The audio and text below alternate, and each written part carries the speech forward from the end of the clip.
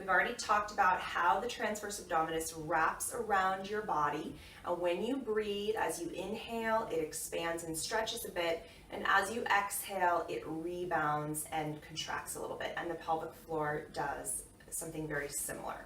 So as we activate this muscle, we're going to use your breath to get back in touch with that muscle and to facilitate that contraction. We want our spine to be in a fairly neutral position. So to find a neutral spine, you're going to lay on your back this way. You're just going to kind of tilt your pelvis forward and arch your back, and then tilt your pelvis back and flatten your back, and kind of go back and forth until you find a nice, comfortable, neutral position.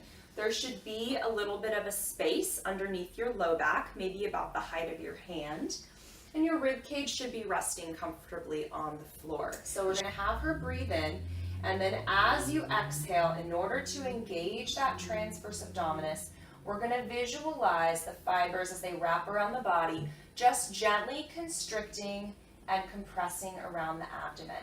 So you feel that tension generate as you blow out. So you can visualize blowing through a straw to generate some tension there in the lower belly. You can also visualize those two hip bones in the front. Visualize drawing those closer together, or drawing a tightrope from one hip bone to the other.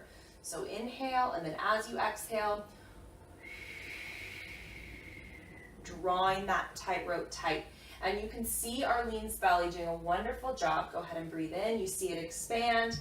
And then as she exhales, the belly button just gently comes in and everything firms up through here. She's not overdoing it. A lot of women are going to overdo it, where they're going to take a breath in and then they're going to clamp down and everything's going to flatten and you're going to see their rectus abdominis and their obliques fire. That's not what we want here. We just want that gentle, deep core to contract.